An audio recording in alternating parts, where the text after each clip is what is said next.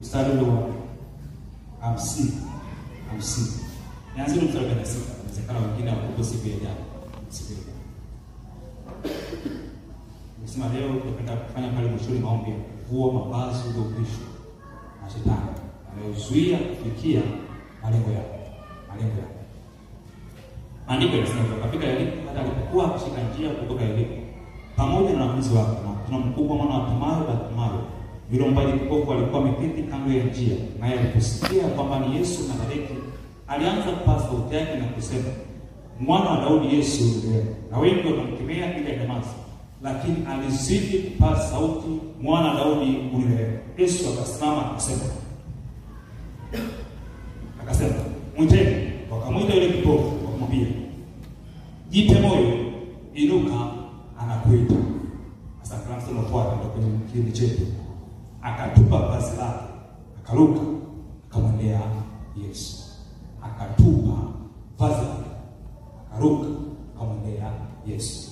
Kwa hiyo huyu ndugu Bartimayo alipokuwa amekaa pale kando ya njia, kuna vazi alikuwa kuna lile vazi lilikuwa ni msaada, lilikuwa linamsaidia kumfanya ajulikane kwamba yule ni mlemavu, haoni, kwa anapata msaada, kupata msaada.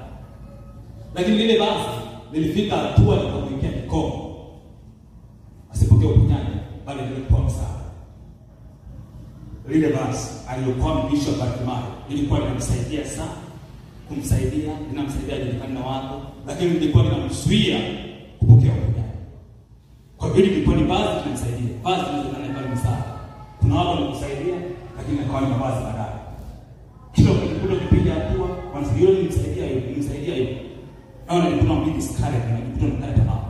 Sasa huyu ndugu Bartimayo, baada ya kuona maombi yake yamesikiwa, hatua ya kwanza alianza kuichukua. Maandiko yanasema akatupa vazi lake, alafu akaruka akamwendea Yesu. Kwa hiyo vazi lilikuwa amevishwa, lilikuwa ni vazi linalompa msaada, lakini lilikuwa sio vazi sahihi la kumsaidia kupata uponyaji. Bwana Yesu asifiwe sana. Kristo asifiwe. Kuna malengo ambayo tunataka yafikie. Ya mjini kuna mavazi mengine yanawezekana kwa msaada. Mtu amekuja kukusaidia, amekuja kukusupport kitu fulani kwenda nyingine. Lakini kumbe ule msaada ndani yake ulikuwa sio kusaidia kufika kwenye yale malengo. Unakusaidia tu kukutana huko hapo. Anataka kukufunga. Bwana Yesu asifiwe. Upande mshika kwenda kufanya mambo kwa ajili ya hiyo. Hili ndiko niombe la siku ya jana, nimesema kujaji kwanza. Alafu tuendelee na mambo mengine. Sasa pale mshika kwenda kufanya mambo kwa ajili ya hiyo vazi. Sikana vazi ni kwa neno la maneno. Kama neno magumu, kila ukikao kutafakari ile maneno yanakuja kila safari ukianza. Kumbuka ni maneno. Kila ukianza kufanya jambo fulani, unakumbuka. Haleluya. Leo nataka tuendelee na somo. Leo tutakwenda kujifunza viashiria vya kusaidia kujua imani yako inakuwa kiroho. Viashiria au kwa maana nyingine dalili za kusaidia kujua kwa imani yako inakuwa kiroho. Zile viashiria vya kusaidia mmoja pole au ukivitazama ukiviangalia vizuri, hivi ni hali gani pale ulibali kuvuka salama. Kwa vitakusaidia kujua kwamba hapo unakuwa kiroho. Kuna mzidi kukua, unasaidia msaada Mungu, watu wengine wakijifunza kupitia wewe. Kiashiria cha kwanza. Angalia hali yako ya kiroho kabla ya ile jaribu. Baada ya ile jaribu iko. Unataka angalia hali yako ya kiroho kabla ya ile jaribu. Na baada ya ile jaribu iko.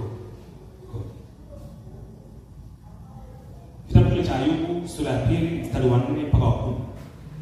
Ayubu sura ya 2 mstari wa 4 mpaka wa 10. Kama unaandika sentensi nyingine ni hakuna ambaye hapitii jaribu, ila tunatofautiana viwango vya uvumilivu. Hakuna ambaye hapitii jaribu. Kila mmoja anajaribu kwa namna yake. Ila ambacho tunatofautiana kila mmoja ni viwango vya uvumilivu.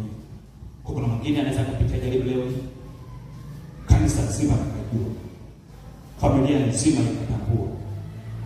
Wakati mwingine mtu mtaa mzima ukajua mtu fulani anapitia kwenye hali fulani, hali fulani.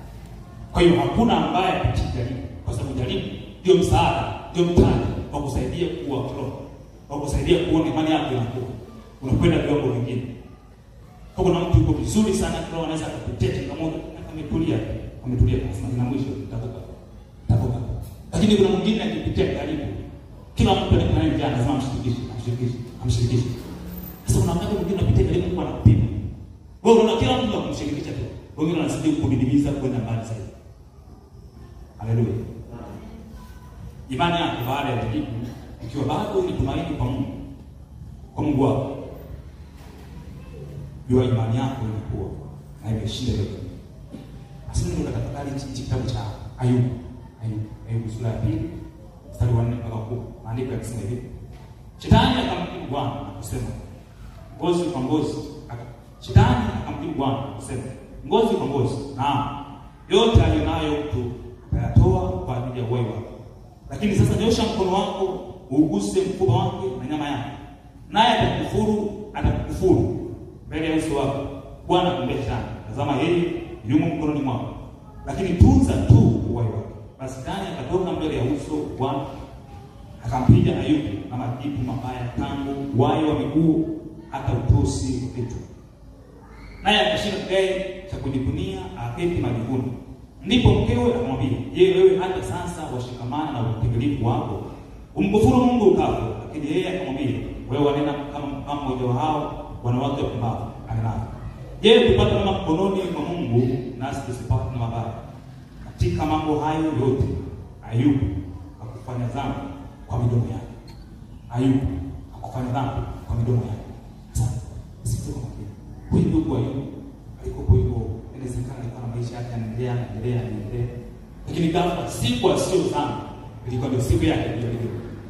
Siku ambayo hata hakutarajia, hakuipanga kwa ile bidayani, hakuwa amesema siku nikipita kwenye kujaribu, nitatumia mbinu hii na hii na hii. Kuna jaribu inaweza kutaja kwa namna ya maandalizi. Afu nyingine zote hauna maandalizi. Lakini tu kuna imani. Haleluya. Nasema hivi. Kio anasikia nini? Inawezekana safari hii unalosikia sasa hivi ikawa isifanyike msaada wakati huo. Lakini ikafanyika mtaji kwa wakati ambao tukipita nini. Haleluya. Nisema siku moja zilizopita. Nikasema kuna wakati napitia jaribu. Hamna hata mtu wa karibu ya kuja kufariki. Lakini unakumbuka tu kuna neno. Hilo neno linaloweza kukuosha. Kwa hiyo huyu ndugu Ayubu alikuwa amekaa siku ambayo hata kutarajia. Ghafla ikawa siku yake ya kujaribiwa. Maandiko yanasema chete kama changamoto ngumu sana. Jaribu ambalo pia ilikuwa ni kubwa sana. Lakini pamoja na yote maandiko yanasema pamoja na yote huyu ndugu hakutenda dhambi kupitia mdomo. Kwa nini alitenda dhambi? Kwa sababu imani yake ilikuwa inakuwa pole. Kama nyingine imani yake ilikuwa kujiandaa. Kama siku nitakapopitia kwenye mteremko nitapita. Nitakapopita kwenye mabonde nitapita. Nitazidi kukaa kumwamini Mungu. Mimi sijajua jaribu ambalo wewe kabla ya jaribu ulikuwa na hali gani. Yamkini ulikuwa na bidii sana ya kusoma neno, ya kujifunza Biblia vizuri, ya kutafakari kujifunza habari za watumishi wengine. Lakini ghafla kuna ile jaribu lililokuja. Ukajikuta muda ulikuwa unakosa. Sasa cheki vizuri, kumbuka vizuri ile jaribu lililokuja. Nilikuta katika hali gani? Na baada ya kulipita, kwa sababu hakuna jaribu ambalo litakaa na kudumu. Bwana Yesu asifiwe. Kristo asifiwe. Ndio sio kwa sababu hata likiwa ni ngumu kiasi gani, lakini halitaweza kudumu. Nina muda wake nimepewa, kama ni mwaka, kama ni muda kipindi cha muda fulani hivi, kuna muda wake kisha umefika mwisho. Ndio expire. Sasa baada ya jaribu kupita, kabla ulikopo na hali ya kiroho. Na baada ya jaribu kupita, una hali ya kiroho. Ukishajichungulia hiyo chini angalau kama hivyo, hivi nilipokuwa nina nguvu ya kuoga, nguvu ya kutoa sadaka, kusapoti watumishi, nguvu ya kutoa sadaka, nilipokuwa na nguvu ya kwenda ibadani, kusoma neno. Ghafla nilipopita kwenye changamoto fulani, hivi nikijiangalia na sasa hivi nikoje? Nikijiangalia mimi mwaka jana na mwaka huu nikoje? Hapo katika nilipita kwenye hali fulani ngumu kiasi kwamba mama yangu sasa kapitia changamoto akawa anauma. Baada ya kupona hali yangu ikoje? Bwana Yesu asifiwe. Amen. imani kujiangalia. Kama unaona bado pamoja na kwamba ulipitia jaribu, alafu bado tumaini lako lipo kwa Mungu, sasa bado Mungu ndiye anakuamini. Ndio ile jaribu kushikisha. Haleluya. Lakini ukiona nilivuruga ratiba zako zote, kiasi kwamba ratiba zako ni ibada za kwenda fellowship za kwenda jumuiya, zote zilivurugika. Kiasi kwamba kuna mpaka watu karibu wanakutenga na kutaka sababu hapo kuna kiwango fulani cha imani kiliathirika. Ndio kutengeneza tena. Tulete kanisa. Haleluya. Kristo asifiwe sana. Mimi sijajua ile biashara ambayo ulikuwa unafanya ghafla ikatokea changamoto fulani, fedha zikapotea au ikatokea changamoto fulani. Baada ya kile kipindi, imani yako ni ngoja. Unaendelea kutengeneza tumaini lako kwa Mungu, au ulifika tu kwa Mungu.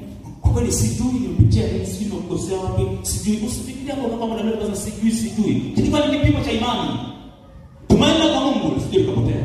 Hata kama jaribu ni kubwa kiasi gani, kwa sababu itafika mwisho. Imani yako kwa Mungu ibakie pale.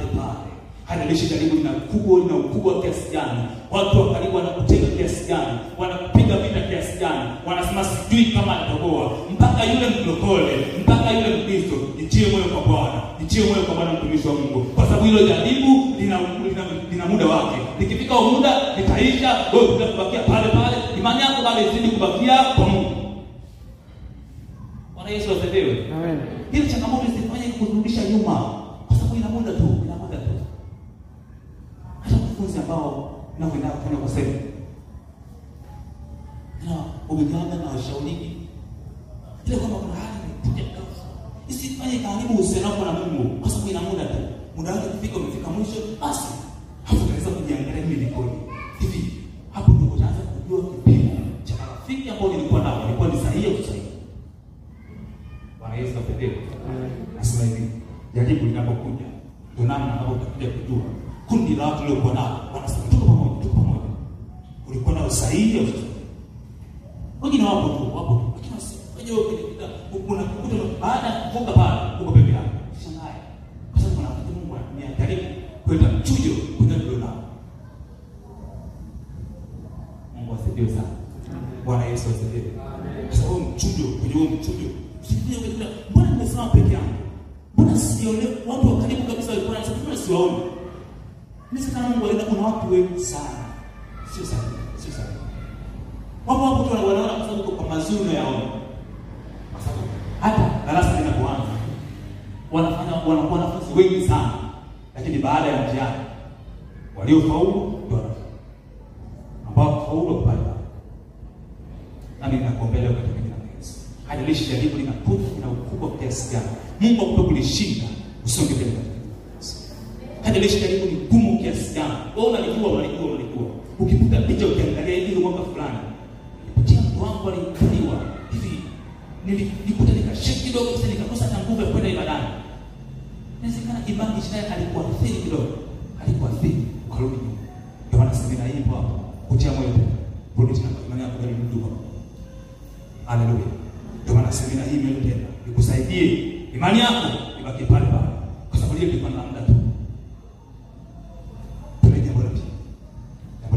Kama naandika kitabu cha Korintho wa kwanza sura ya 10:15. Angalia hali yako ya kiroho kabla ya kuambiwa yale maneno ya kukatisha tamaa, na baada ya hayo maneno iko jambo la pili au dalili ya pili kiashiria cha pili. Angalia hali yako ya kiroho kabla ya kuambiwa yale maneno ya kukatishwa tamaa. Ulikuwa na mali fulani na ufanye ghafla unakuja watu kukatisha tamaa. Ulikuwa na nguvu sana, ulikuwa na ujasiri mkubwa sana, kiasi kwamba ukisema mtu akisema kabla wewe hujaanza kupita jaribu, kama hujaanza tena maneno, ulikuwa unaweza kusema mpaka mbele ya rais. Lakini ghafla ukaenda kwa mtu akamwambia wewe unafanya kitu hiki, akasema wala sijui kama mtu wako tumpeleka mtu wako kule masomoni, sijui kama atafaulu, sijui yale maneno ya kukatisha tamaa. Baada hali yako ilikuwa. Alafu baada ya kuambiwa yale maneno, itafakari hali yangu na kiroho. Je, niache ile wazo? Je, niache ile plan? Niliacha kuombea mwanangu? Niliacha kuombea ule ugonjwa? Niliacha kuombea ndoa yangu. Niliacha au nilifanya. Kama unaona pamoja na kama uliambiwa maneno kwamba hii ndoa kama itadumu sijui. Lakini ukasema itadumu kwa sababu Yesu yuko. Ukasema itadumu kwa sababu Yesu yuko. Itadumu kwa sababu mtetezi wangu yuko. Kiona na kilo bado yuko pale pale. Pamoja na kwamba piga kwenye mawingu lakini bado tunaina nguvu. Ndio nyako. Haleluya. Kristo asifiwe sana. Hakuna mti ambao utapandwa alafu hauna kiangazi wala masika wala kuna vipindi vinakuja. Vingine vya kiangazi, vingine vya mvua nyingi. Lakini ule mti malengo yake ni pale pale kwa huo. Na imani siku ilipoanza kwa Yesu ilipoanza. Hadilisha na kiangazi, masika, sijui ukumi. Imani yako itakuwa ikua. Bwana Yesu asifiwe sana. Hata kama kuna wakati fika hiyo itakuwa inakuwa kidogo sana, lakini kisha inakuwa. Hata kama watu walikuwa wengi sana kusupport, lakini wamepungua, lakini sababu nitasaidia huko, nitapanda baadaye. Sitama kanisa, wala sitarudi nyuma, wala sitamwacha Mungu wangu. Nitasaidia kwenda baadaye. Pia kusoma kwa maandiko. Tunasema angalia hali yako ya roho kabla ya kuambiwa yale maneno ya kukatisha tamaa, na baada ya hayo maneno ikoje hiyo hali yako ya roho. Ile ndio ya kuomba, ya kusoma neno ikoje, ya kujifunza kusikiliza gospel ikoje ile hali yako ya roho. Je, bado unazidi kuendelea? Au ulikuambiwa tu ulikuwa unaanza safari ya kuimba? Unasema kama siku moja ndio kwa mwimbaji mkubwa, nije kwa mwimbaji mkubwa. Ukaenda ukusimkuja ukaimba kanisani, labda ukaimba kwenye fellowship. Ulikuimba pale sasa sauti yako ni mbaya sana. Je, baada ya kupambana ile sauti yako ni mbaya sana. Hali yako ikoje? Inawezekana kabla ya ule ulikuwa na ujasiri mkubwa sana. Lakini baada ya kuambiwa ukikuta kurudi nyuma kuona kila ukitamani kwanza unakumbuka yale maneno. Sauti yako ni mbaya sana. Maana yake ni kwa ina affect kiwango chako cha imani. Yakarudisha ule ujasiri. Tunataka kurudi tena. Semina hii ipo kurudisha tena. Ile kile ambacho Mungu amekuja ndani mwako. Kisichia hapo. Kiende kwa Mungu. Haleluya. Ile biashara ambayo ulikuwa unaifanya, umeanza pole. Siku ya kwanza kuona hali imekuwa mbaya sana. Umekuja kufanya biashara, wengi wanakumbuka hawafanikiwi. Najua kuna tofauti ya kukatisha tamaa na kushauriwa. Bwana Yesu asifiwe. Karibu kwenda kujifunza namna ya kutofautisha. Kuna mtu anazungumza kwa kuelekea akushauri. Namna ya kushauri ile mwanzo, maana atakuwa alimodify. Bwana Yesu asifiwe sana. Lakini ukiona umpelekea mtu wazi, anakuacha kabisa ile wazi. Hatakuwa kupe njia mbadala, alternative. Nimetaka nifungue biashara hii ya kuuza vitunguu, ya kuuza mandazi, ya kuuza nyama. Kwa mtao wa mwaki, akupe njia mbadala. Haleluya. Lakini kama anakwambia hapa mwaki, alafu ndio hapo. Kuna watu tunataka kwenye maisha ya safari ya maisha ya imani. Sasa ukikata tamaa, je, hali yako baada ya kusikia ile maneno? Hebu soma maandiko. Andika Samueli wa kwanza sura ya 17 32 mpaka 37. Sura ya Samueli wa kwanza sura ya 17 32 mpaka 37.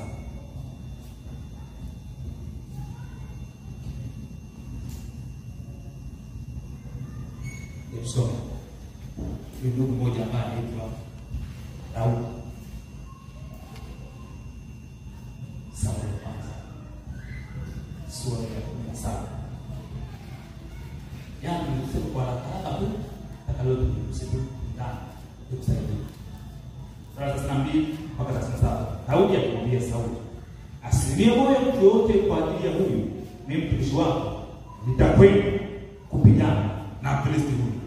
Daudi ampelekea wazo kwa Sauli, kwa Sauli alifanya. Sasa asikie moyo mtu yote. Mimi mtumishi wako nitakwenda kupigana na Filisti huyu. Maana kimuona sasa amepeleka anajiamini kabisa, ana ujasiri kabisa. Ukumbuke huyu ndugu Daudi alishinda vita kule kwa familia kutoka kwa dada yake Jao. Sasa kwenda kukutana na Sauli. Ulishawahi kuona mtu ambaye utarajia kwa mawazo positive, mawazo chanya, halafu unafika na mawazo negative kabisa kiasi kwamba hauna kukuta. Yaani kama ulikwenda kwenye ofisi fulani, ukaenda kama nikaomba kazi mahali fulani. Akaisema hebu rudi kabisa. Kutoka kabisa na majani. Ile maneno mkafu imeingia moyoni. Sasa huyu ndugu Daudi apata wazo, mimi niko tayari kwenda kupigana na Goliath. Niko tayari kabisa. Sauli akimwangalia Daudi sasa. Kijana kama kusinga sana. Makala maneno anakwenda kumwambia Daudi. Anasema Sauli akamwambia Daudi, "Uwezi wewe kumwendea Filisti huyu kupigana naye. Maana wewe tena tu na huyu ni mtu wa vita tangu leo." Anamwambia uwezi wewe, uwezi wewe. Kumbuka ile neno anamwambia uwezi wewe. Ambiwa kwamba kwa maana yake inasikia kama vile inakwenda direct moyoni. Bwana Yesu asifiwe. Amen. Kristo asifiwe sana. Hili neno uwezi linapotamkiwa inakwenda moja kwa moja kwenye moyo wake wa Daudi. Sasa angalia, kama huyu Daudi moyo wake kama hana imani iliyo hai, ana neno la kumsaidia kuvunja au kuzuia neno lisisini moyo wake, angekata kabisa. Bwana Yesu asifiwe sana. Yaani hili neno linamwambia uwezi wewe. Yaani sio hawezi wale wengine. Uwezi wewe. Haleluya. Sisi kama wanaelewa vizuri sana. Daudi wamekaa wawili, wamekaa. Mfalme hapo, Daudi amekaa. Anaanza kujielezea kwa Daudi. Anasema mtumishi wako niko tayari. Sauli akamwangalia anapoongea, akamwangalia kimo, akamwangalia umri wake, akamwangalia alivyovaa. Neno lilofuata. Yaani huyu ndugu Sauli hakupindisha maneno ndio kupitisha kijana. Nitakujibu wakati mwingine. Akamwambia nenda nitakuita. Mshengo ndio unapeleka barua ya kazi. Akamwambia tutakuita. Na unapokuja kwa maneno, akamwambia hapa unaona tutakulikana namna vile ulivyojielezea au siku yako. Tunaona ndio ya qualify. Wanataka hekima nzuri sana. Tutakupigia simu. Wapo ambao wanapigiwa simu kina wengine ambao wanapona ndio tutakuita. Wametumia kile. Hata huyu ndugu Sauli hakuwa na hiyo hekima. Moja kwa moja neno lake la kwanza, maandiko yanasema baada ya Daudi kumaliza, neno lake la kwanza, huwezi wewe. Sio huwezi wewe kumwendea Mfilisti huyu. Hapa kampa sababu. Kwa sababu wewe ni kijana tu na huyu ni mtu wa vita tangu jana wako. Kama nyingine huyu ndugu Daudi kama asingekuwa na neno liko moyoni, hilo hali na kumsaidia kama nimesikia maneno lakini naanza kupambana kwanza kuyapusha ndoke moyo wangu ifika. Bwana Yesu asifiwe sana. Amen. Haleluya. Ulishaona kuna maneno fulani umeambiwa baada ya kuambiwa yale maneno, yaani hauna hata nguvu tena. Hauna hata nguvu, yaani hata nguvu kiambwa. Hivi yaani kama jambo lilikuwa naliombea baada ya kutenda maneno hayo. Yaani baada ya kutoka mahali pale, hata nguvu ya kwanza kusema nilikuwa na wazo ile wazo halipo kabisa. Andika sentensi. Itakusaidia.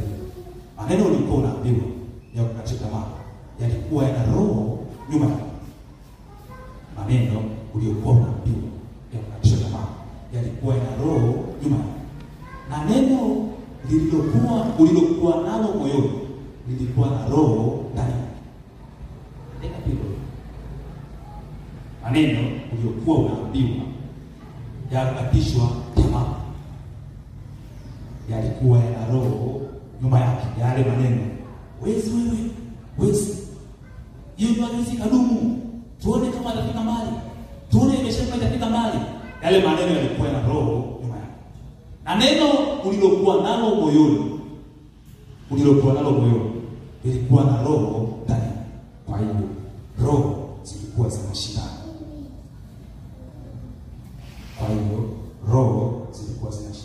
Kupitia yale maneno na leo. Unasema hivi, neno unalisikia hapa lina roho nyuma, lina roho ndani.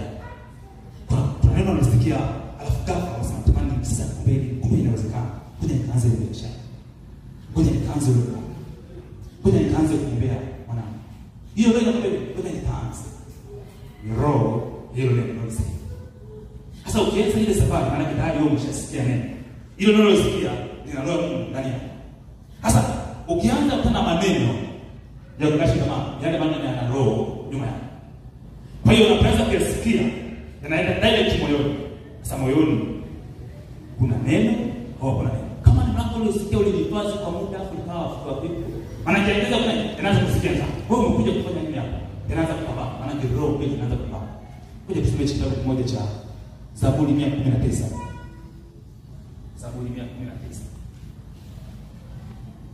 Na andiko moja hapa kama ulisikia Zaburi 119.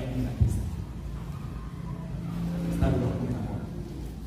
Maandiko yanasema hivi: moyoni mwangu nimeweka neno lako, nisije nikakutenda dhambi. Moyoni mwangu nimeliweka neno lako, nisije nikakutenda dhambi. Kwa hiyo neno ambalo unasikia sana linakwenda direct kwenye moyo wako. Linakwenda kuimarisha imani. Linakwenda kutunza vizuri sana imani yako. Inakaa vizuri na kwenda ujasiri. Inakaa uko vizuri very strong. Sasa ghafla ukianza ile safari haina maana hautakutana na maneno. Nilisema kama binadamu na maneno na Mungu analo neno. Haina maana kama hautakutana na maneno ya kukata tamaa. Sasa hayo maneno unakwenda kuyasikia, yanakwenda kupambana na lile neno ambalo liko moyoni mwako. Bwana Yesu asifiwe sana. Yanakwenda kupambana na lile neno ambalo ulishakulisikia kabla. Yaani kabla ya jaribu usimsikie neno. Sasa baada ya kwenda kunena maneno, yanakwenda kupambana na lile neno. Hakisha ile neno kwenda kulifuta. Kwa hiyo huyu ndugu Daudi alipokuwa mahali pale, neno la Mungu liko kwa wingi sana moyoni mwake. Akaingia ndani ya chumba cha Sauli cha mfalme. Akaanza kumwambia awasilisha wazo lake. Kwa hiyo alianza kuambiwa, huwezi wewe kumwendea Mfilisti huyu hakuwa na mashaka. Kwa nini? Kwa sababu neno la Mungu liko moyoni mwake. Amini nakuombea leo, neno la Mungu unalosikia likae moyoni mwako la kudumu. Haleluya. Haijalishi kuna maneno mangapi ya Sauli kuambiwa huwezi kufanya biashara, hiyo ndio haiwezi kudumu, usiogope. Kwa nini? Kwa sababu neno la Kristo liko moyoni mwako. Sema haiwezi kunishinda neno ambalo nimekwisha kusikia la Mungu wako. Bwana Yesu asifiwe sana. Huyu ndugu Daudi alipoambiwa huwezi. Mimi sijajua wewe umeambiwa huwezi mara ngapi. Kuna wengine wameambiwa huwezi ukasoma kweli. Kuna wengine wameambiwa huwezi ukapita standard scale pale. Wakati mwingine ukishapata vikao vya familia fulani wameniambia kitu kingine tuone, wanasema tuone. Wakati mwingine ukaenda mpaka kuendesha mpaka ukaenda mpaka serikalini. Wakasema wameniambia kwamba tuone. Kwa hiyo usalama wako mdogo sana. Ni ndio nzuri sana. Lakini hakisha hayo maneno sije kuathiri. Ukalikuta hauwezi kusoma pia. Kwa sababu kama ukishinda neno huwezi, ukishinda neno la kupata tamaa, ukishinda ndio imani yako. Haleluya. Ukianza kutafakari ya sahihi, nimesema angalia hali yako kidogo kabla ya kuambiwa na namna ya kushikamana. Ukianza kuangalia namna mangapi uliambiwa, inawezekana uliambiwa kwa mdogo, huyu usidhani kama atakachana kuna, lakini unafundisha. Kaambiwa. Sasa ndio gani ya sahihi leo kuja? Tena kufanya wewe unakata. Bwana Yesu asifiwe sana. Amen. Tina ndio gani ambayo inakuja sahihi? Unapokuwa huwezi. Naomba tafadhali Mungu hapa alipokutoa. Kwa nini kabisa tunakuwa? Ndio jambo ambalo unamwambia Mungu sasa tuone. Mungu kabisa kuna Mungu. Mungu alikuwa kule kwenye duku. Kule kwenye simba wa vita.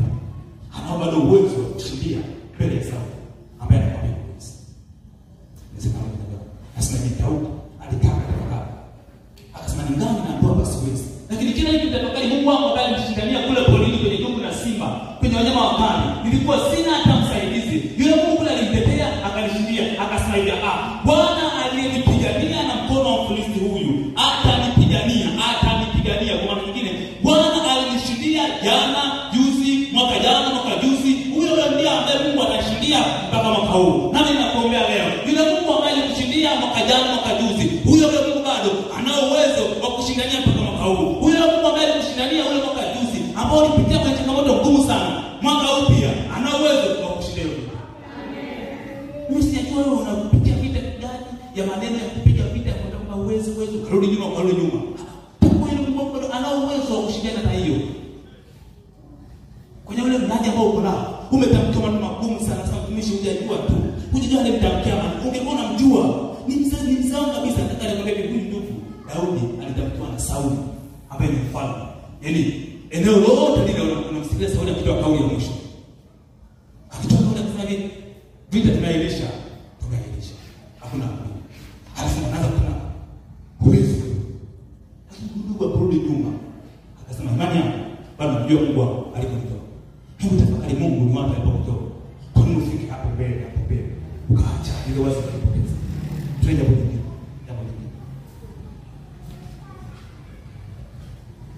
Kama unataka kitu kingine ndio ta. Kama baada yale maneno.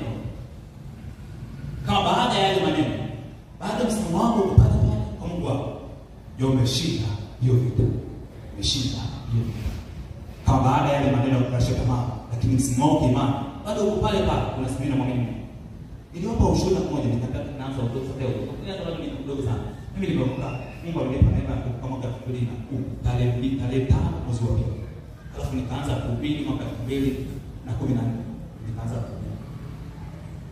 Lakini huduma ya kuzunguka dodo ilianza lakini bado niko chuo.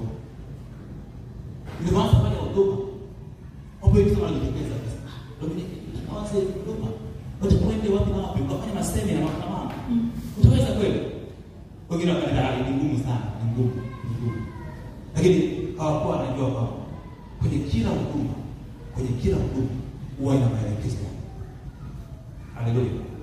Nasema hivi, kwenye kila neema huwa ina maelekezo yake ya kuishi hiyo neema. Tunaweza kusema vizuri sana. Kwenye kila huduma ina maelekezo yake.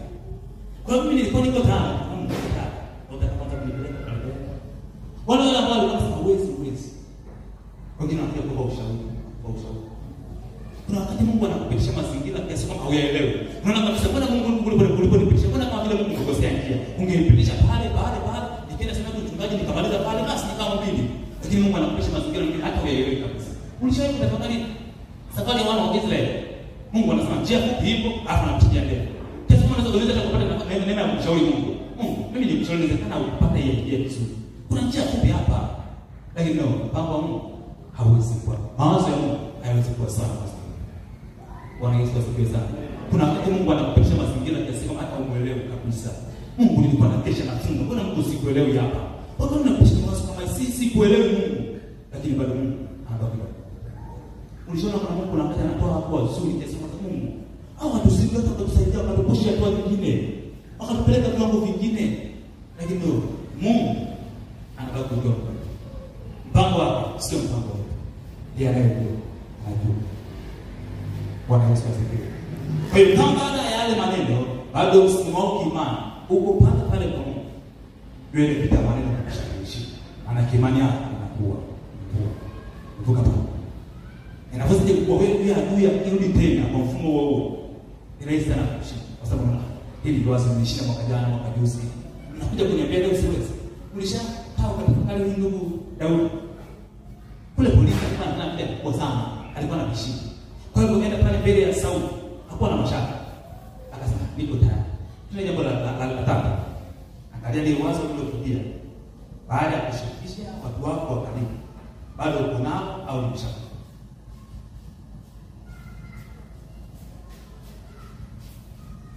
Ile wazo lilokuja.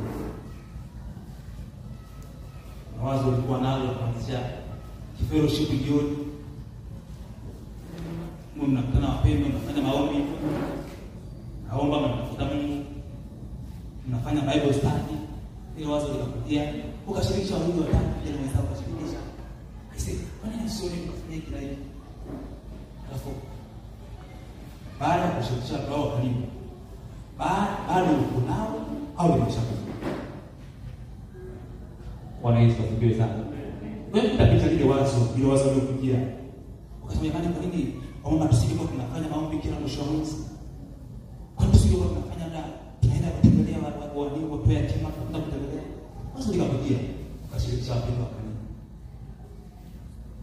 Kwa nini tusingekuwa tunafanya maombi kila siku moja kwenye mwezi? Tunafanya maombi kwa ajili ya kubeba mbele zetu kutoa kwa ajili ya kuombea. Ukashirikisha watu wa karibu kwa hao watakusupport.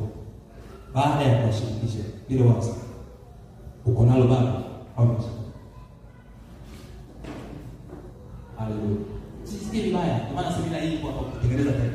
Kutengeneza kuongea tena imani yako isirudi pale pale. Nilianza nikasema hivi.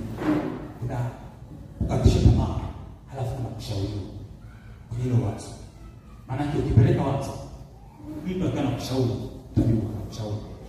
ulienda kwa mfano, umeenda kwa mchungaji. Mchungaji anataka nianzishe supermarket. Supermarket kuna mtaji. Una mtaji kama bilioni 5. Okay? Una eneo. Leo bado sijanunua. Okay? Kwa hiyo ukipata eneo ni kwa watu wanaopita.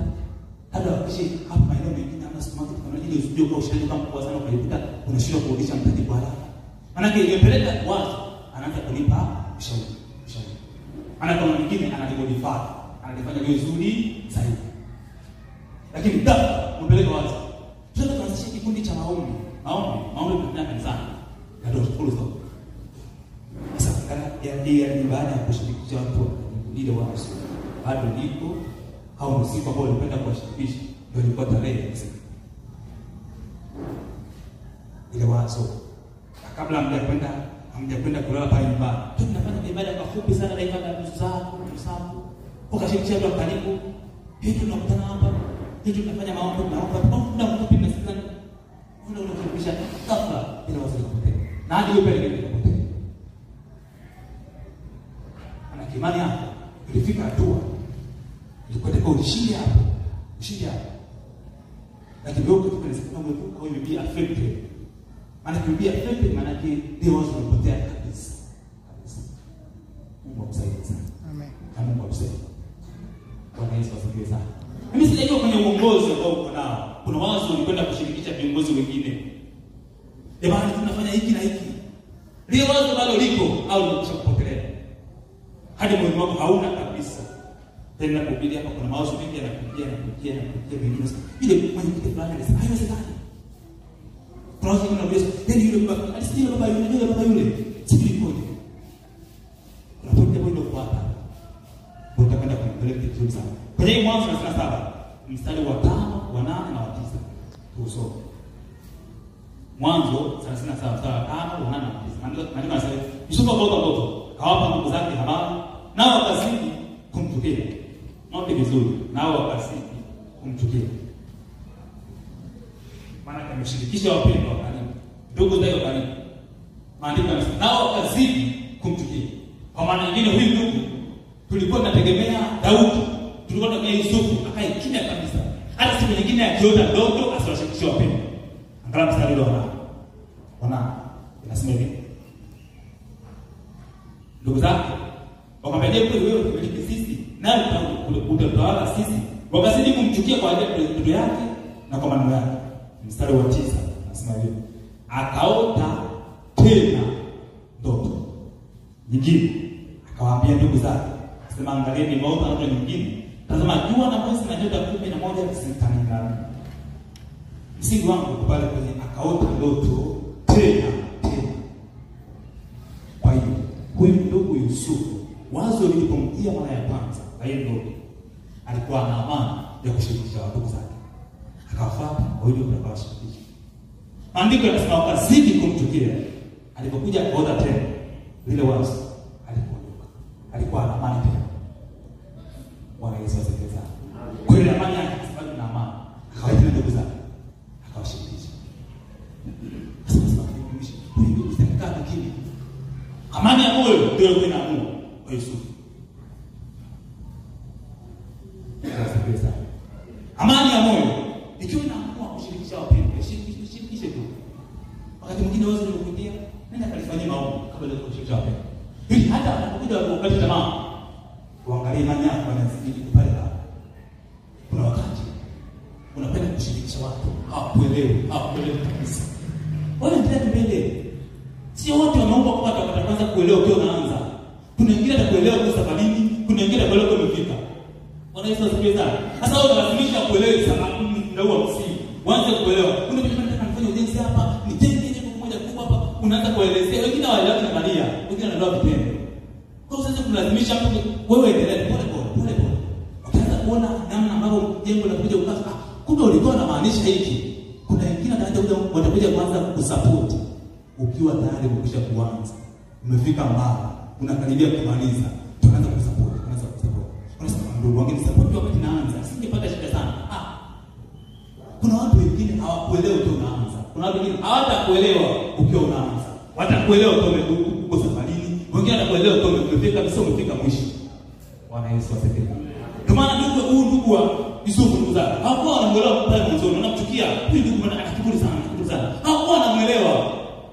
Wengine mpaka anafika wanaanza kumuuza utumwa, hakuwa anamuelewa. Lakini siku amefika tunakuja kukumbuliwa macho. Kumbe huyu ndugu ndio kweli. Kumbe ndio kweli. Nami ninakuombea leo. Haijalishi watu wangapi wakuelewa sahihi. Haijalishi watu wangapi wakuelewa. Wengine wa karibu yako, wengine watu kabisa ndugu kabisa wa karibu, wengine ni watu majirani kabisa wa karibu. Haijalishi kwamba wakuelewa kiasi gani, wewe endelea kusonga mbele. Kwa wengine watakuja kuelewa kwa umefika, wengine wanaelewa kwa safarini. Nami nakuombea leo, Mungu akutie nguvu uzidi kusonga mbele. Kwenye ile wazo ambalo uko nalo, uzidi kusonga mbele. Kwenye ile idea ambayo ulikuwa uko nayo, usiishie hapo. Bwana Yesu asifiwe sana. Kristo asifiwe. Amen. Hilo wazo ambalo uko nalo likukujia, bado amani ipo. Usishinde na mtu. Bwana Yesu asifiwe sana. Amen. Yusufu alipokuwa amewashirikisha ndugu zake, alikuwa na amani moyoni. Yusufu alipokuwa amewashirikisha ndugu zake, alikuwa na amani moyoni. Kwa hiyo amani ya Kristo ikiamua imani, hilo jambo fulani. Hata kama wengine wanashiriki wapendwa wa Mungu, andika amani ya Kristo ikiamua imani, hilo jambo lifanye. Hata kama wengine hawakuelewi. Rudia tena. Maana amani ya Kristo bado iko moyoni mwako. Unasema ni jambo fulani. Tuachie kikundi cha maombi, hawakuelewi. Wewe ndio kufanya pole. Endelea kwenda kila siku ibada. Fanya maombi hata kuna wengine. Wewe ndio kuwashirikisha. Wengine wataanza kuelewa pole. Ukiwa safari. Hivi kumbe unajua mambo yanasaidia. Mambo yanatia nguvu. Lakini wakati unaanza kuwashirikisha pale mzuri, unasema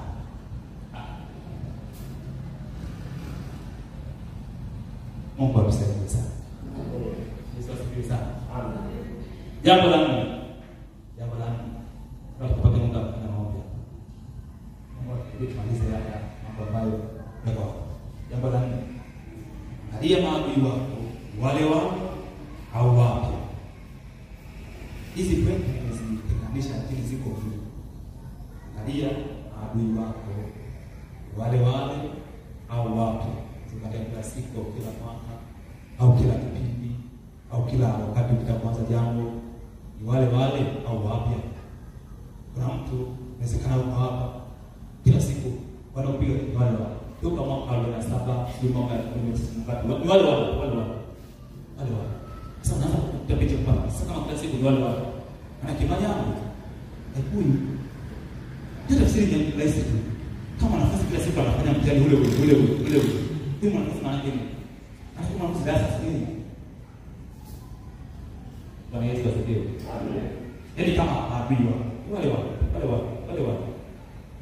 Ndio. Ndio kipindi. Usira wanapiga vita wanajua wewe utasema.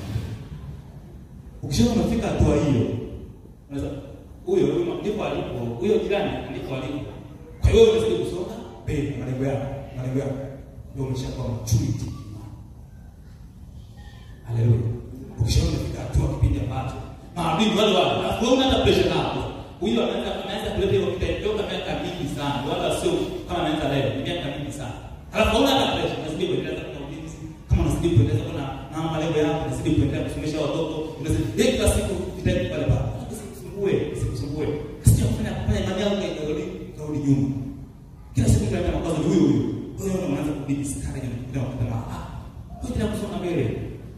Haleluya. Bwana Yesu asifiwe sana. Kristo asifiwe. Kadri maadui yanaongezeka, jua kiwango chako cha imani kimekuwa. Sita fanua sana kwenye kipindi. Sio mwingine anatambulisha ule masomo ya kisasa. Sasa sikiliza kwa makini. Ipo hivi. Adui yetu mkubwa ni shetani.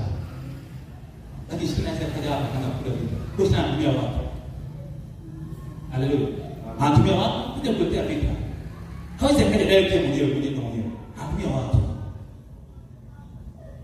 Sasa wale watu unaoza. Leo unaumia. Yaani kama ni kesi. Leo kesi hapa. Kesho kampiga mtu wako. Kesho kutwa kafanyaje? Hayo kila ukifanya jambo lazima uanze kuumia.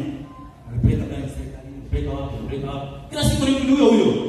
Na wakati mwingine unatoka kwenye sheria, wanakuja kukaa chini kwa yazungumza. Kwa maana kuna siku imani yako iseti vizuri. umefika hatua huyu yani natamani kufocus na mambo mengine. Mungu akupende kama kusonga mbele. Ya kuzidi kufocus na yale mambo mapya kila siku. Kila siku wale wanasubiri skala hiyo, kaja unarudi nyuma. Au ni amina anatumia wengine wanataka kutest tu, mtesting tena. Kama wewe imani yako bado ataweza kupata sisi au la. Atakupotezea muda.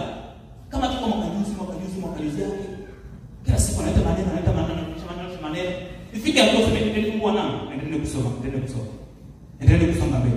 Hebu wanangu, endelee kusomea. Wala msitumie unajua kuna wakati mtu anafanyika makosa.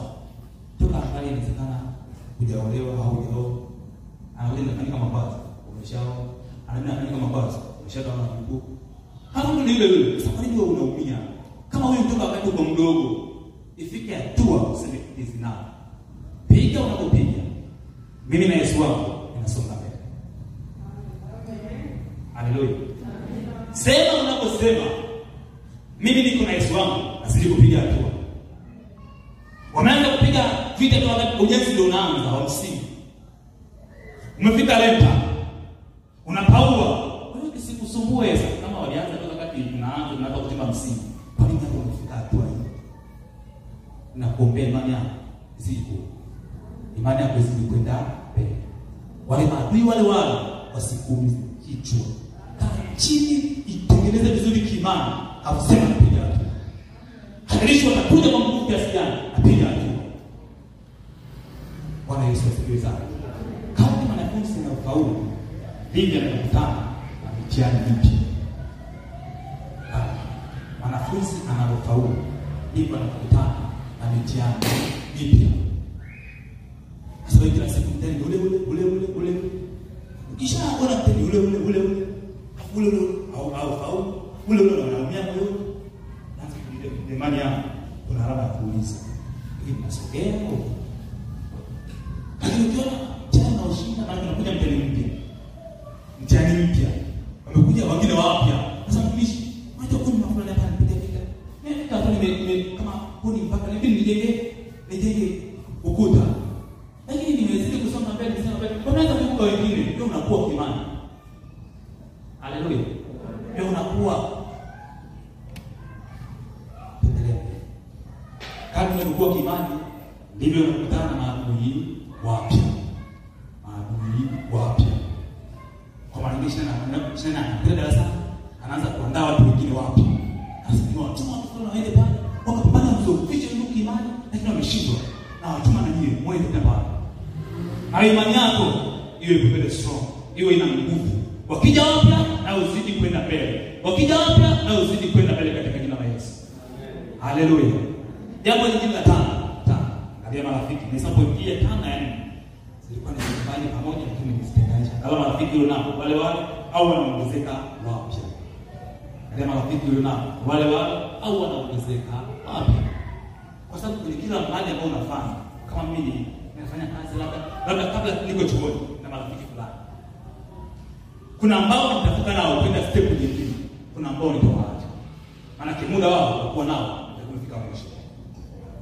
Maana nikifika hatua nyingine ndio kuna watu wapya. Haleluya. Kristo asifiwe sana. Kuna kipindi unafika unatamani kuwa na mtu yule alikuwa anashauri ananikosoa ananishauri ananitia moyo. Lakini hata sasa hivi nimeenda mahali pengine hamna hapo hapo. Mungu atainua huko wengine wapi usikate usifikie hapo unatamani kurudi nyuma. Haina maana kama yule mwingine umwache kama yuko mbali. Maana ndio Mungu atainua watu wapya. Bwana Yesu asifiwe. Unamkumbuka yule ndugu Yusufu? Kapigwa na ndugu zake kwa karibu. Anaenda kule Misri. Mungu anainua wengine wapya wa kuona karibu. Sasa kwa nini unatamani kurudi huko uchukue ndugu zako wale wa nyuma? Hao watakuja wakatoka ukipita. Haleluya. Kuna watu ambao tuko nao kipindi fulani. Kuna kipindi cha muda kifika mwisho. Mungu anasema muda wao unafika mwisho. Nitarudi muda wao wakati mwingine. Wewe bila kusonga mbele. Maana nitarudi nyuma na ndio wakati mwingine vipindi vingine. Bila kuona kuna mtu alifanya kama msaada sana ukapotea naye miaka mingi. Mkaja tena mtu polevu nyingine. Kama sisi ndio unakutana ambapo ndio umeshapata kazi. Ndio unasema unajua kufanya hiyo huko. Mungu atusaidie sana. Haleluya. Ongezeko marafiki maana yake ni kuongezeka support hiyo ulichopewa. Jambo la sita. Bwana karibia kupenda kuomba. Angalia ukubwa wa adui anayekupiga vita ndio kipimo chako cha imani. Kitabu kile cha Samueli wa kwanza 17.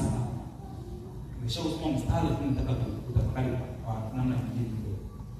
Samueli wa kwanza sura ya 17 mstari wa 32 na 35. Angalia ukubwa wa adui anayekupiga vita ndio kipimo chako cha imani.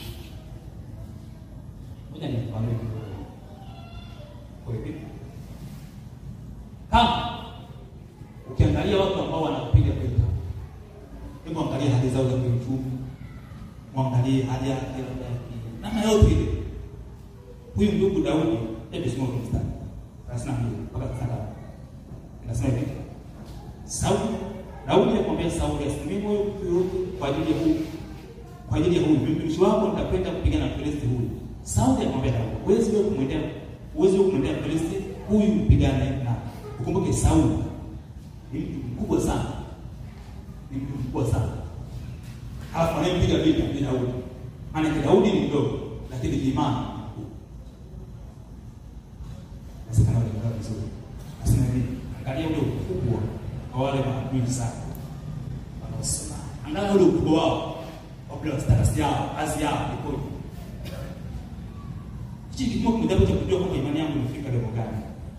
Kama tu mtu mdogo tu huyu, yani kijana mdogo anaenda family kaumia mwezi mzima na kana waza.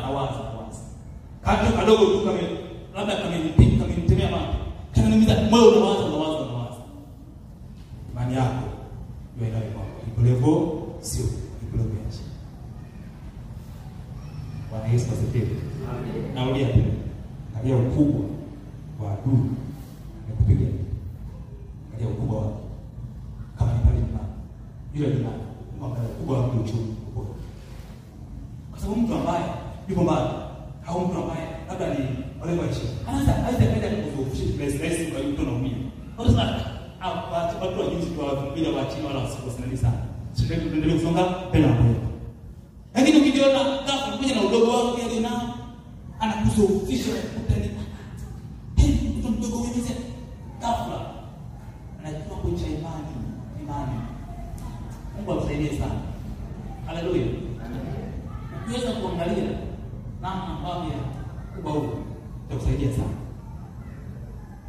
Ukubwa wa adui unatokana na ulichokibeba. Jambo la mwisho sana. Angalia wingi wa maadui ndio kipimo cha kujua ukubwa wa imani yako. Wingi wa maadui. Na malizia tunakwenda kufanya maombi kwa ajili ya maombi yetu yale ya kuondoa ile pasi ambayo kuficha. Angalia wingi Marko mtakatifu sura ya 10. Mstari Mungu sana. Sasa jana ukuweza kusikia kuweza kupata. Maandiko yanasema hivi: na wengi wakamkemea ili anyamaze, lakini alizidi kupaza sauti, mwana wa Daudi, unielewe. Maandiko yanasema na wengi. Kwa nini asingekuwa mtu mmoja? Huyu ndugu Daudi, ndio kwa fupi tu ndio pale msingi wa mambo kwa Daudi. Huyu Bartimayo alikuwa amekaa kando ya njia. Maandiko yanasema Yesu alikuwa na wanafunzi wake na watu wengi wanapita. Maandiko yanasema huyu ndugu Bartimayo alianza kupaza sauti na kusema, mwana wa Daudi Yesu nirehemu. Kulikuwa na tegemea labda mtu mmoja tu aseme ndugu kimya. Labda mtu mmoja tu au wengi au mmoja tu labda. Sasa ni mema au ongeza kumzoa kwa ndugu kukaa kimya. Lakini maandiko yanasema na wengi wakamkemea. Kwa hiyo neno wengi maana kipimo cha Bartimayo kiimani kilikuwa kipo juu kiasi kama mtu mmoja asingeweza kumrudisha Mungu. Mtu mmoja asingefanya kuzidi kuomba. Bwana Yesu asifiwe sana. Kuna wakati unapanda, kuna pinga ni wewe ndio siko sawa. Nami ninakuombea leo katika jina la Yesu. Amen. Lile wazo ambalo uko nalo, lile wazo ambalo uko nalo, lile jambo ambalo uko nalo, hajalishi umebuka wewe kiasi gani. Maadamu ni wazo la Mungu la kumtafuta Mungu, usiishi hapo. Hajalishi utaongezeka leo, kesho kutwa, nayo uzidi muita Mungu, uzidi kumtafuta Mungu. Haleluya. Kristo asifiwe sana. Ni namna nzuri ya kuweza kujua kiashiria kwamba chemani hapo ipo level gani, ipo hapo gani. Nataka tukafanye maombi. Huu mstari wa mwisho ambao ndio kimecheka kwenda kusoma maombi. Yesu akasema mwiteni. Wakamwita yule kipofu kwa kumwambia, "Mtu mmoja inuka na kuja." Nitafakari hapa jana nataka kuendelea na leo. Maandiko yanasema hivi. Yesu akasimama akasema, "Mwiteni." Maana wale ambao walikuwa wanampiga vita, Yesu akamwambia hao wakamwita. Maandiko yanasema wakamwita, wakamwambia vipi? Wakamwambia vipi? Yesu akasema akamwita, wakamwita ile kipofu akamwambia, "Nipe moyo, inuka na kuita." Alimwambia nipe moyo, inuka na kuita. Mstari wa 50 akatupa vazi lake, akaruka, akamwita Yesu. Akatupa vazi lake. Hapa kiinjio kwenda kufanya maombi. Akatupa vazi lake, akaruka, akamwendea Yesu. Ili vazi lilikuwa ni nani? Kwa nini asingemwendea Yesu pamoja na ile vazi? Kiroho, nataka kutafakari kiroho. Tusitafakari tu kiroho. Maana kile vazi lilikuwa limevishwa. Lilikuwa ni msaada kweli, lakini lilikuwa sio msaada wa kumsaidia kupata upendo. Kuna msaada kweli unaweza ukapewa kwa na ndugu na marafiki na ndugu, lakini huo msaada ulikuwa sio msaada sahihi wa kupeleka watu wengine. Kila siku ndio pale. Bwana Yesu asifiwe. Unajua kuona kuna msaada watu wanakuja na kupa msaada. Ili usipige, yaani wanapa msaada kuzidi tu. Unataka kufanya biashara. Siku unasema nataka nipate kidogo. Nifanye zaidi. Ule msaada ni hapo. Lakini msaada ya kusaidia uzidi kubakia hapo. Basi. Msekana wa mwisho. Huyu ndugu alikuwa na vazi wa mwisho. Kwa hiyo wote wahitaji wanakuwa nao. Mtu akipita anamsaidia kujua. Lakini lile vazi lilikuwa sio sahihi kumfanya yeye apokee msaada sahihi. Nasema hivi. Vazi. Haijalishi ni vichwa, vazi la maneno, vazi la msaada, vazi sikio, namna yote ile. Kama sio sahihi, leo litakamilika kwa jina la Yesu. Kama umevishwa na wachawi na nguvu za giza wamekuvisha, wamesema yule tumemvisha leo atakaliwa. Kama leo kulikuwa kiuchumi. Okay, ndio ipo kuna biashara nafanya hapa ya duka.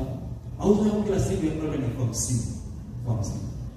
Yaani nikisema kwa 50 za kwa mshio ni kubwa. Yaani kwa mfano, hiyo 50 ni matatu ni manne. Yaani unauza kwa 50 ndio kipimo chako. Basi kwa 50. Sasa siku hiyo inawezekana ikawa ni Jumatatu kufungua mapema sana. Kama nikifungua mapema sana nitauza zaidi. Kufungua mapema ikafika mpaka saa 5 kwa msimu ukisha kufika. Angalia ndio kinaanza kuanza kuongezeka. Pole. Maana kinazuia sifuge ile 50. Sifuge. Unasikia kitu nimekamilisha mapema sana, yaani ukimdo mpaka sasa nimeshafikisha 50. Mpaka ifika jioni, hapa laki ya laki. Lakini mpaka nifika jioni. Ile 50 na 50 hapana ngapi? Kuna wakati mwisho wa kazi, na kazi la eneo. Bila hiyo kuna eneo na kwenda la kazi. Kwa sababu kwa hauruhusiwi kushirikiana na watu wa kampuni. Okay. Tueleze. Ile kuna Sunday society kidogo, yaani imani za tumishi kuwa desturi fulani zingine maana hizi sio mapokeo ya kipindi kile kwa sasa hivi sio mazuri sana. Ile kuna kanisa kubwa, kuna baadhi ya makanisa hivi kuna sasa ile hauruhusiwi kwenda kufanya hiyo mali. Kuna mavazi ya maeneo unayokaa pale, kuna mahali fulani mtu mmoja alikuwa anashirikisha. Sasa wewe kana anajitia moyo. Sasa unajua watu wanakaa mahali hapo. Haula. Kwa nini bibi? Yaani kwa maplan. Kwa mpaka anafika yeye akiwa anaona kitu.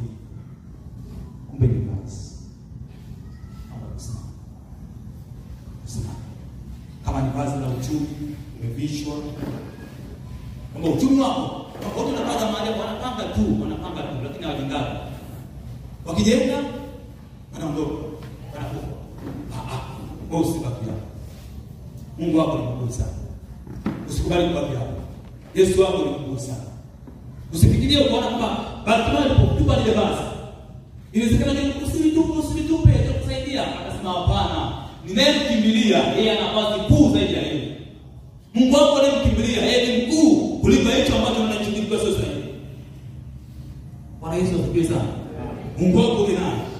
Unayemkimbilia yeye ana idea kubwa zaidi ya idea hiyo ile kuzuia kufikia mahali sana. Karibu kwa baba yako tufanye.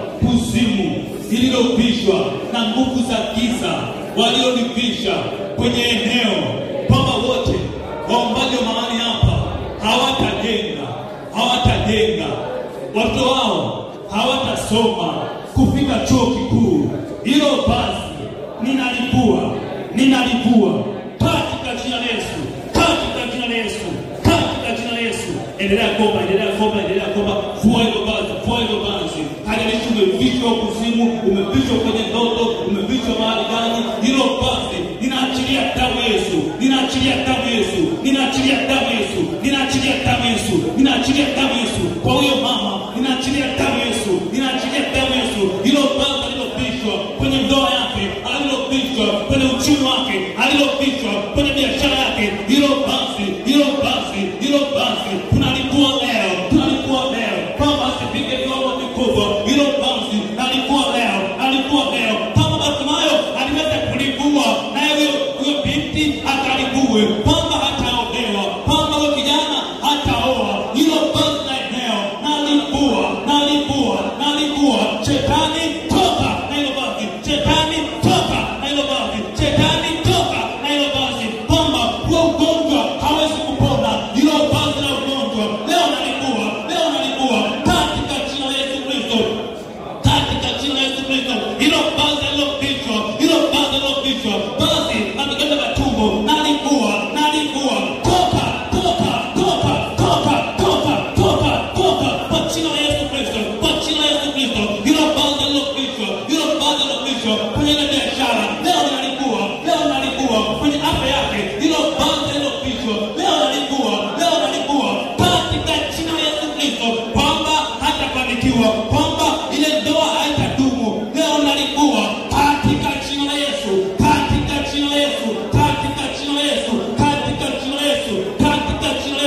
kwamba alipokanyaga miguu yake kwenye lile eneo, ghafla akapishwa pete ya kuzimu, ghafla akapishwa pete ya kishirikina, ghafla akapishwa pete kwamba hatatoka kwenda hatua nyingine, hataotoka.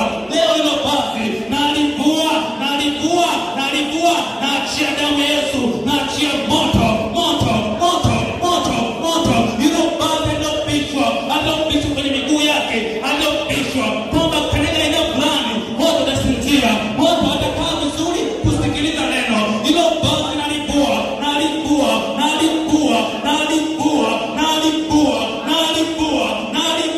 kwa moto Yesu, katika jina la Yesu. Hiyo roho ya kipepo aliyopishwa, roho ya kipepo aliyopishwa kuzimu kwenye nyayo zake, leo naachilia moto kwenye hii ardhi, moto kwenye taarifa, naachilia moto, uanze kupita, hilo basi alilopishwa, basi la polisi, kwamba ndoa haitadumu, kwamba ule ukoo hauolewagi, leo ninaachilia moto, nafanya disconnection na hiyo mipango ya giza, na hiyo nguvu za giza kwenye hizo pete alizofichwa, ninaachilia moto, hilo pepo alipopiwa, naachilia moto, hilo pepo toka kwenye moyo wake, toka kwenye nafsi yake, toka pepo la kiuchumi aliyotumwa nao, leo naachilia moto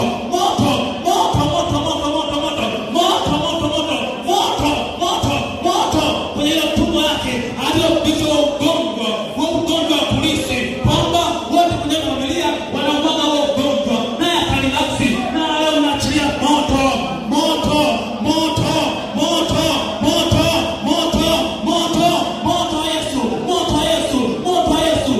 Yesu. Hiyo roho aliyopishwa, roho ya kipepo,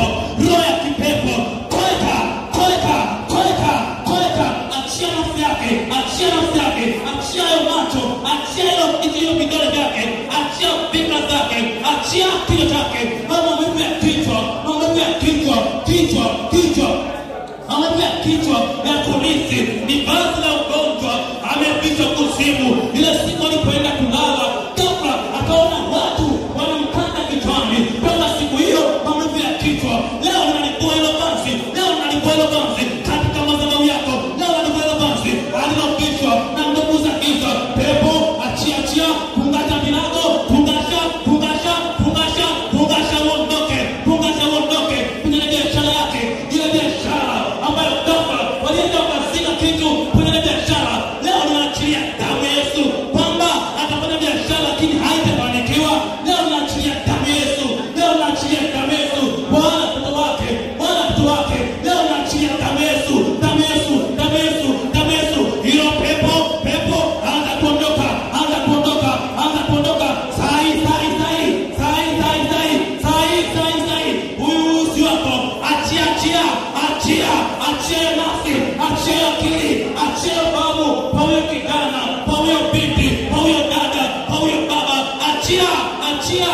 achia. Bwana Yesu, mpende huyo binti, mpende huyo kijana, mpende kwa jambo lingine. Napenda leo nyingine, na mimi naomba upako, usimwache upako kwenye kinga ya kumlinda katikati ya maadui, katikati ya wachawi, katikati ya nguvu za giza, katikati ya mapepo. Bwana, imani yake ibakie msalabani, imani yake ibakie msalabani. Leo naombea roho ya upako, isimwache. Hama mpya kichwa kuanzia sai yasiyopo tena, hama mpya sikio kuanzia sai yasiyopo tena, hama mpya macho kuanzia sai yasiyopo tena, hama mpya jino la kushoto, jino la chini, ninaachilia damu ya Yesu Kristo, uponyaji sai upite, uponyaji ile kwenye eneo la pressure, ninaachilia damu ya Yesu kwenye uponyaji ndani yake, nikaleta uponyaji kwenye zile pigo, nikaleta uponyaji kwenye yale magoti yaliyovimba, ninaachilia damu ya Yesu Kristo kwenye ile miguu inayovimba na kujaa maji. Leo naikemea roho, achia nafsi katika jina la Yesu, achia kwa jina la Yesu Kristo. Jesus.